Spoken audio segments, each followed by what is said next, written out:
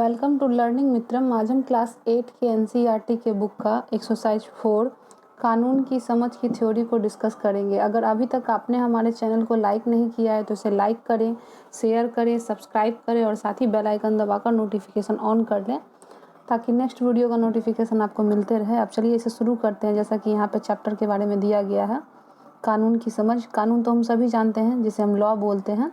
आप कुछ कानून से परिचित होंगे। शायद आपको शादी की उम्र सीमा या मताधिकार की उम्र सीमा पता होगा कि शादी जो है वो लड़कियों की 18 वर्ष की उम्र में करनी चाहिए और वोट डालने का भी जो अधिकार है वो 18 वर्ष ही है। और आप जो है इसमें काफ़ी ज़्यादा चेंजेज आ गए हैं। अब जो है विवाह का जो उम्र है उसको भी आगे बढ़ा दिया गया। तो समय के साथ जो है इसमें परिवर्तन होता है।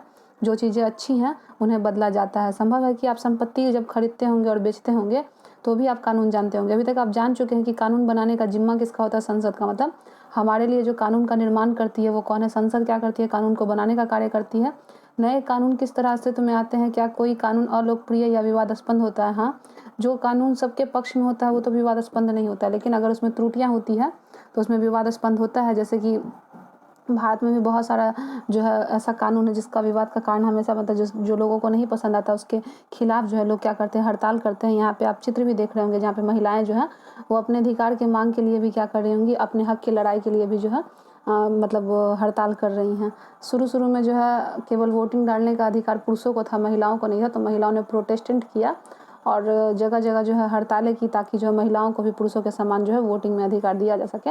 तो ये एक अच्छा बदलाव है। बदलाव होना आवश्यक भी है। क्या कानून सब पर लागू होते हैं? इस स्थिति को पढ़ें और उसके नीचे दिए गए जो उत्तर है आप लोगों को देना है प्रश्नों का उत्तर। एक सरकारी अधिकारी के बेटे को जिला अदालत में 10 साल की सजा सुनाई गई। इस वजह से वह सरकारी अधिकारी अपने बेटे को भाग निकलने में मदद करता है। आपको लगता है कि उस सरकारी अधिकारी ने सही काम किया? क्या उसके बेटे को केवल इसलिए कानून से माफ़ी मिल जानी चाहिए कि उसका बाप आर्थिक और राजनीतिक रूप से बहुत ताकतवर है? तो ये बात गलत है, क्योंकि कानून जो है वो हमारे सबके लिए एक बराबर है। अमीर हो, गरीब हो, गोरे हो, काले हो या कोई भी हो, सरकारी आदमी या मतलब कोई भी कर्मचारी हो, तो सबके लिए कानून एक बराबर है। कानून के लिए सबकी मान्यता एक है।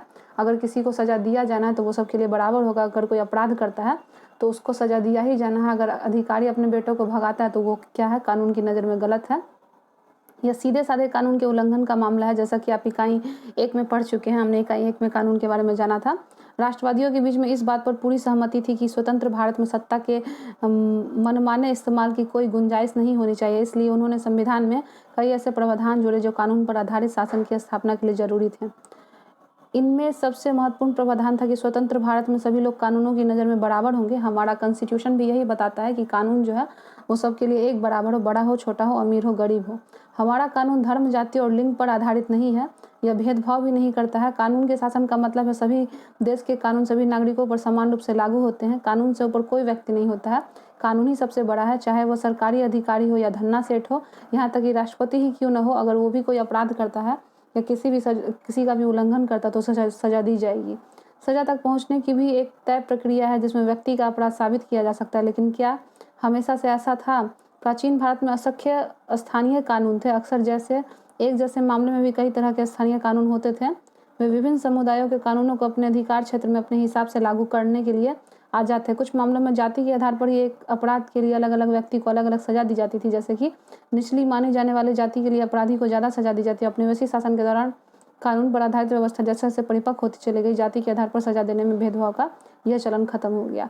अगर आप शुरू में बात करते हैं, अगर मान लीजिए कि हम भारत की बात करते हैं, अभी 20वीं शताब्दी चल रहा है, आप 17वीं 18वीं शताब्दी की बात करें या उससे भी पहले 16वीं शताब्दी की बात करें जिसमें राजा का शासन था, तो राजा को कानून में छूट दी जाती थी। उस समय कानून उतना मजबूत नहीं था। लेकिन आज के ज़माने में हमारे यहाँ कानून काफ़ी ज़्यादा महत्वपूर्ण है, मजबूत है, सबके लिए समान है। उस समय अगर कोई गलती करता था तो छोटे जो कास्ट के लोग होते थे उनको ज़्यादा सज़ा दी जाती थी और बड़े कास्ट के लोगों को माफ़ कर दिया जाता था। लेकिन अब कानून ऐसा नहीं है। अब कानून में बहुत बदलाव हो चुका है। कानून की नज़र में सब व्यक्ति एक जैसे हैं। सबको सज़ा जो है वो मतलब बराबर रूप से दिया जाता है। यही बात अगर हम अंग्रेज़ के समय की करें, 1800 शताब्दी के ईस्वी में जब अंग्रेज़ हमारे यहाँ थे तो वो अपने लिए अलग कानून बनाए थे और भारतीयों के लिए अलग कानून बनाए थे। बहुत सारे लोग मानते हैं कि हमारे देश में कानून के शासन की शुरुआत अंग्रेज़ों ने की थी। इतिहासकारों में इस बात पर काफ़ी विवाद है।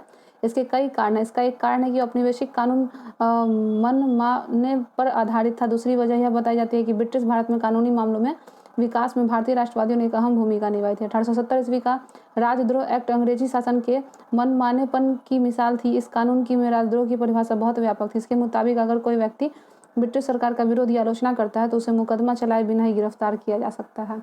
यह बात है आपको 19वीं सेंचुरी की, तब जब अंग्रेज का शासन भारत में काफ़ी ज़्यादा मजबूत हो चुका था और भारतीयों को वे आज़ादी नहीं दे रहे थे। भारतीय जितने भी थे वे आज़ादी की मांग हमेशा कर रहे थे। इसी बीच जब भारतीयों के भारत पर जब अंग्रेज़ों ने आक्रमण किया था और 100 वर्षों तक उन्हें लूटा था, हम भारतीयों को गुलाम बना कर रखा था, तो हमें भी आज़ादी पाने का अधिकार था, क्योंकि देश हमारा था तो कानून व्यवस्था भी हमारी होनी चाहिए। इसके लिए बहुत सारे भारतीय विद्रोह कर रहे थे। इसमें भारतीय नेता भी थे, राष्ट्रीय कांग्रेस भी था जिसकी स्थापना 1885 में की गई थी।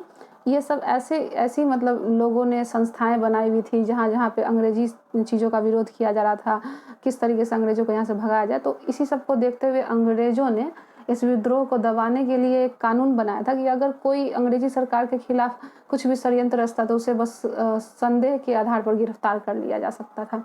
तो उसने यह मतलब अंग्रेज़ों ने यह कानून बना दिया था, जिसके कारण बहुत ज़्यादा विद्रोह भी हुआ था। यह कानून हम मतलब लंबे समय तक नहीं चला, भारतीयों ने इसका खुलकर विद्रोह किया और उसका नाम था रॉलेट एक्ट, जिसे काला कानून कहा गया था। केवल अंग्रेजी सरकार क्या करती थी, संदेह के आधार पर कि यह व्यक्ति राजद्रोह के खिलाफ मतलब भारत के खिलाफ जो है अंग्रेज़ों के खिलाफ कोई षड्यंत्र रच रहा है तो उसे गिरफ्तार कर लिया था, जो कि सरासर गलत था। रॉलेट एक्ट अंग्रेज़ों के मनमानेपन का एक और उदाहरण था। इस कानून के जरिए ब्रिटिश सरकार बिना मुकदमा चलाए लोगों को कारावास में डाल सकती थी। महात्मा गांधी सहित बहुत सारे लोगों को जो है जेल में डाल दिया गया था। सभी भारतीय राष्ट्रवादी नेता रॉलेट एक्ट के सख्त खिलाफ थे। भारतीय विरोध में 10 मार्च 1919 ईस्वी को रॉलेट एक्ट लागू कर दिया गया। पंजाब में इस कानून पर भारी पैमाने पर विरोध हो रहा था, क्योंकि कोई भी नहीं चाहता था कि संदेह के आधार पर वे गिरफ्तार हो जाएं, और भारत में इस कानून का खुलकर विरोध हुआ। इस क्रम में 10 अप्रैल को डॉक्टर सत्यपाल सिंह और डॉक्टर सैफुद्दीन किचलू को गिरफ्तार कर लिया गया कि मतलब वो विरोध कर रहे हैं अंग्रेजी सरकार का। गिरफ्तारी की गई। 13 अप्रैल को अमृतसर में जलियांवाला बाग में एक सभा आयोजित की गई, जहाँ पे ये जो रॉलेट एक्ट है उसका विद्रोह के लिए एक सभा बुलाई गई थी। अभी भी वो जगह है ही, आप लोग अगर चाहें तो उसे खोज कर देख भी सकते हैं यूट्यूब पे या गूगल से, आप उसे अच्छे तरीके से जानकारी ले सकते हैं। तो वहाँ पे एक असेंबली बुलाई गई थी जहाँ पे बहुत सारे भारतीयों को, उसमें महिलाएं, बच्चे, पुरुष ये सभी शामिल थे। तो अंग्रेजी जो सरकार थी उसके मन में दया की भावना नहीं थी। उसी का एक अधिकारी था जिसका नाम था जनरल ओ डायर। उसने क्या किया, तो टुकड़ियों के साथ अंदर दाखिल हुआ और बाहर निकलने का सब रास्ता बंद करा दिया और लोगों को बिना किसी चेतावनी के बहुत सारी उन पर गोलियां बरसा दी, जिस कारण इस हत्याकांड में 100 से लोग अधिक मारे गए और असंख्य जख्मी में मरने वाले, घायल होने वाले में बहुत सारी औरत और बच्चे भी थे। इस पेंटिंग में जलियांवाला बाग जनसंहार के समय हुई गोलीबारी का एक दृश्य और अभी भी जो है पंजाब का अमृतसर जलियांवाला बाग के हत्याकांड के कारण जो आज भी उसकी भूमि और उसकी मिट्टी जो है वो लाल दिखती है। भारतीय राष्ट्रवादी अंग्रेजों द्वारा सत्ता के इस मनमाने इस्तेमाल का विरोध कर उसकी आलोचना करते हैं अपनी बात मनवाने के लिए। यहाँ पे देखिए ये वही जगह है पंजाब का अमृतसर, जहाँ पे जनरल ओ डायर ने पूरी तरीके से बंद कर दिया था और लोगों को एक साथ इकट्ठा करके उन पर गोलियां बरसा दी थी। इतना ज़्यादा खून खराबा हुआ था कि उसकी मिट्टी आज तक लाल है। इसका विद्रोह बहुत ज़्यादा हुआ, लेकिन इतने सारे लोगों की मृत्यु हो गई, बहुत सारे भारतीयों को अपने जान से हाथ धोना पड़ा और यह घटना जो है आज तक याद रखी जाती है। आप अगर पंजाब में जाएँ अमृतसर में तो आपको यह जगह देखने को ज़रूर मिलेगी। उसके बाद जो है ये रॉलेट एक्ट जो है वापस ले लिया गया था, लेकिन कुछ समय तक अंग्रेज इसका मतलब विद्रोही करते रहे, वो इसे वापस लेने के लिए नहीं तैयार थे। इसके कुछ घटना के पश्चात जो है जो जनरल ओ डायर थे उनको इसके लिए दोषी भी नहीं ठहराया गया। उन्हें मतलब इस काम के लिए उन्हें जो है सम्मान की तलवार दी गई थी, जिसके कारण भारतीय नेता बहुत ज़्यादा गुस्सा हो गए थे और उन्होंने उसी दिन प्रण ले लिया था कि हम जो है भारत को अंग्रेजों के चंगुल से मुक्त करवा कर रहेंगे। उन्होंने संघर्ष शुरू कर दिया। यह समानता का संघर्ष था। उनके लिए कानून का मतलब था ऐसे नियम नहीं थे जिनका पालन करना उनकी मजबूरी हो। वे कानून को उससे अलग एक ऐसी व्यवस्था के रूप में देखना चाहते थे भारतीय, जो न्याय के विचार पर आधारित हो। 19वीं शताब्दी के आखिर तक भारत में कानूनी पेशा भी उभरने लगा। कानूनी पेशे में लगे भारतीयों ने मांग की कि औपनिवेशिक अदालतों में उन्हें भी सम्मान की नज़र से देखा जाए। भारत उनका देश है, इसलिए उन्हें भी कानून में अधिकार दिया जा सके।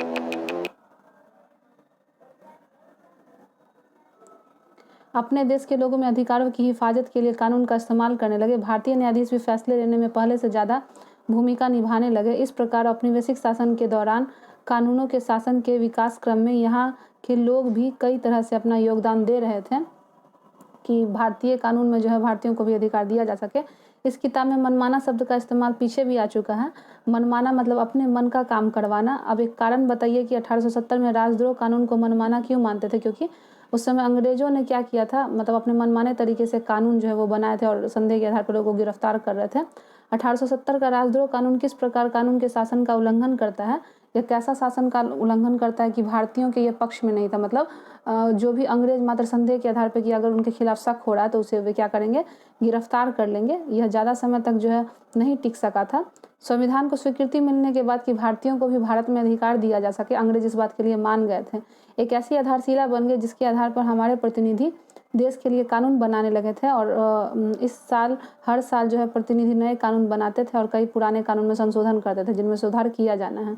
कक्षा 6 की पुस्तक में 2005 के हिंदू उत्तराधिकार के अधिनियम के बारे में आपने पढ़ा होगा कि नए कानून के मुताबिक बेटे, बेटी और उनकी माँ तीनों को परिवार की संपत्ति के बराबर उनका हिस्सा मिलता था। इस प्रकार प्रदूषण को नियंत्रित करने, रोजगार मुहैया कराने के लिए भी नए कानून बनाए गए थे। लोग इस निर्णय पर पहुंच सकते थे कैसे कि एक नया कानून जरूरी है। वे कानून का प्रस्ताव किस तरह पेश करते हैं इसके बारे में आप अगले हिस्से में पढ़ेंगे। मतलब यहाँ पे आपको भारतीय कानून के बारे में भी बहुत सारी चीज़ें बताई गई कि किस तरीके से जो है मतलब कानून में सुधार किया गया, किस तरीके से कानून में संशोधन किया गया और बहुत सारी ऐसी बातें जिससे कि बेटे और बेटियों में कोई फ़र्क न हो और परिवार को किस तरीके से भरण पोषण मिल सके, मानव अधिकार किस प्रकार जो है वो उसमें सुधार किए जा सकें। उसके अलावा जो है संविधान की पुस्तक में किन अच्छी बातों को जोड़ा जाए, कौन सी बुरी बातें हैं उनको जो है निकाल कर अलग किया जाए। अब आपसे बोला जा रहा है कि नए कानून किस तरह बनते हैं। कानून बनाने में संसद की एक महत्वपूर्ण भूमिका होती है। यह प्रक्रिया कई तरह से आगे बढ़ती है। आमतौर पर सबसे पहले समाज के विभिन्न समूह की किसी खास कानून के लिए आवाज़ उठाते हैं। यह संसद की जिम्मेदारी है कि वह लोगों के सामने आ रही समस्याओं के प्रति संवेदनशील हो। आइए देखें कि घरेलू हिंसा पर सवाल किए गए संसद के सामने आए घरेलू हिंसा की रोकथाम पर कानून बनाने की क्या प्रक्रिया थी। हमने अभी तक ये जान लिया कि संसद कानून का निर्माण करती है। अगर कानून में कोई बुराई है तो उसे दूर किया जा सकता है। जैसे कि पहले मतलब जो है लड़के लड़कियों में भेद किया जाता था, अब नहीं किया जाता है। पहले लड़कों को केवल माँ बाप की संपत्ति का अधिकार था, लेकिन अब लड़कियों को भी है। पहले बहुत ज़्यादा घरेलू हिंसा होते थे। जैसे मान लीजिए कि आज अब 1829 की हम बात करते हैं, उस समय सती प्रथा भारत में मौजूद थी। पुरुष जब मर जाते थे तो उनकी पत्नी को उनकी चिता पर लेटाकर जिंदा जला दिया जाता था। इस प्रथा का विरोध राजा राम मोहन राय ने किया और इसका अंत भी उन्होंने ही किया। तो ऐसे बहुत सारे कानून हैं जिसमें संशोधन किया जा सकता है, जैसे कि बाल विवाह, दहेज प्रथा आदि ऐसे कानून हैं जिनको सुधार किया जा सकता है और किया भी जा रहा है आगे। यहाँ पे एक घटना है, जब परिवार का कोई पुरुष सदस्य आमतौर पर किसी औरत को पीटता है, मारता है, चोट पहुंचाता है, धमकी देता है, तो उसे घरेलू हिंसा कहा जाता है। औरत को नुकसान शारीरिक मारपीट या भावनात्मक शोषण के कारण पहुंच सकता है। यह शोषण मुख्य रूप से यौन या फिर शोषण भी हो सकता है। घरेलू हिंसा में 2005 का एक ऐसा कानून बनाया गया है महिलाओं की सुरक्षा के लिए, जो घरेलू शब्द इस्तेमाल करके समझे और अधिक व्यापक बना दिया है। अब महिलाएं भी घरेलू दायरे का हिस्सा मानी जाएंगी। हिंसा करने वाले पुरुषों के साथ एक मकान में रहती हैं या रह चुकी हैं तो अब उनका भी वो विरोध कर सकती हैं खुले तौर पे। हम इसे आसानी से समझ सकते हैं कि अब जो है कानून की नज़र में सब लोग क्या होते हैं, एक बराबर होते हैं, एक समान होते हैं। न तो पुरुष और न ही महिला अलग अलग इनमें अंतर होता है, बल्कि कानून की नज़र में सब क्या है, समान है। तो चलिए अब इस वीडियो को हम यहीं समाप्त करते हैं। ये वीडियो का पार्ट 1 था। पार्ट 2 को हम अगले बार में डिस्कस करेंगे। अगर आपको यह वीडियो अच्छा लगा हो तो आप इसे लाइक करें, कमेंट करें, शेयर करें, सब्सक्राइब करें और साथ ही बेल आइकन दबाकर नोटिफिकेशन ऑन भी कर लें। मिलते हैं अपने नेक्स्ट वीडियो में। Thank you.